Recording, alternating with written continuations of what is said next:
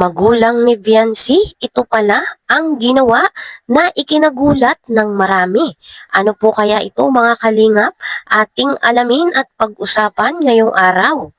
Pero bago po ang lahat, mag-love shoutout sa ating mga listeners, viewers, and subscribers, lalo na po sa ating mga kababayang OFW. Kamusta po kayo mga kalingap? At kung bago ka pa lang sa aking munting YouTube channel, huwag ka nang mayang mag-subscribe, like, share, and comment.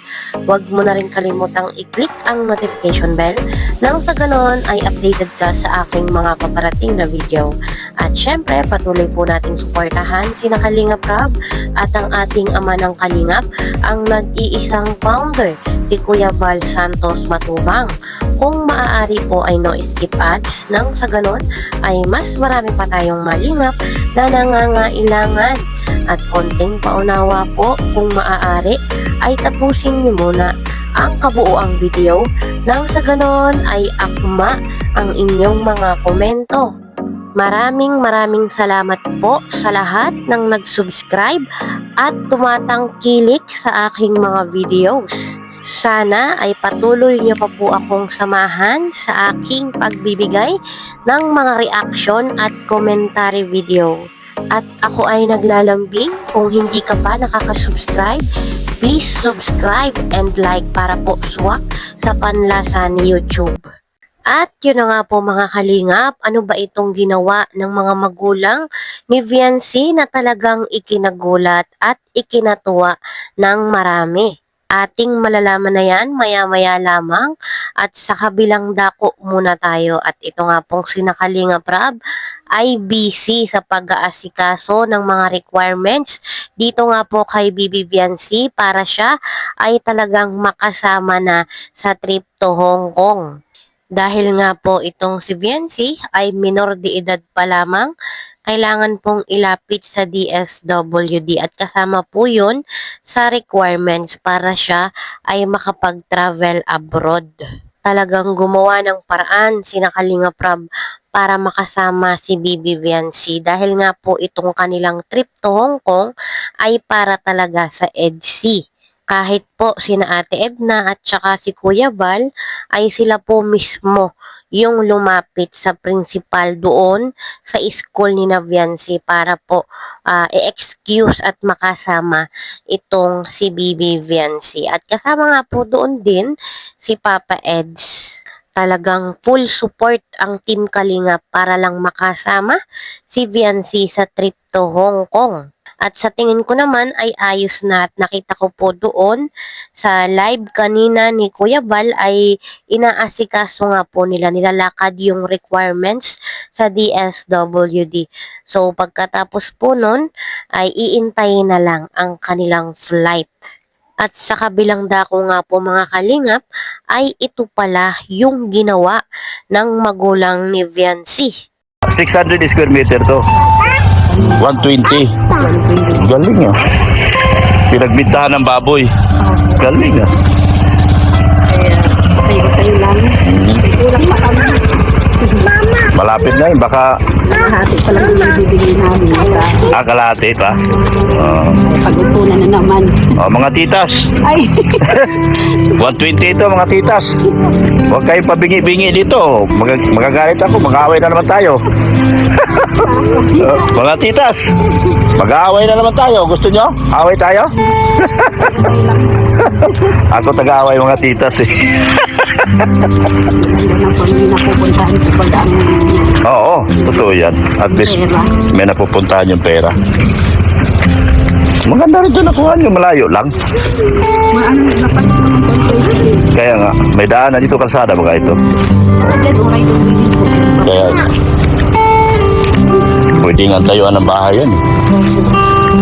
Pero doon na lang ako sa Tyson pag ako papiliin. Ano lang dito, mga baboy-baboy. Oo, baboy.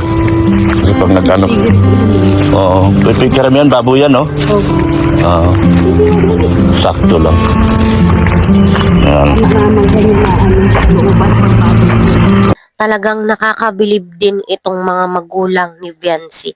Talagang pagdating sa pera, paghawak ng pera ay talagang wais din. Meron silang pagka-business minded at maganda po yung ganong mindset. Yun bang hindi porket maraming sponsor at maraming nag-i-sponsor sa kanila, lalo na nga po sa kanilang anak, ay hindi nila yun na parang inaabuso. Kumbaga ay kumikilos din sila ng sa kanila. At ito nga po ay nakabili sila ng 600 square meter na lupa. At ang pag-aalaga po talaga ng baboy ay isa rin sa magandang gawing negosyo. Basta wag lang magkakasakit, ang mga baboy ay talagang talagang ayos ang dating, ang balik ng puhunan. At nakakabilib din talaga yung mga magulang ni Vency. Talagang ginagamit nila ng maayos yung pera. At maganda po yung ginawa nila mga kalingap. Yung bumili sila ng lupa para pag-alagaan uli ng baboy. At sana balang araw ay maging successful yung pigirehan ng mga magulang ni Viancy para po pag dumating na yung point na siyempre hindi naman po natin masasabi na palaging naandyan ang ating kalingap, ang mga sponsor na tumutulong kay na Viancy.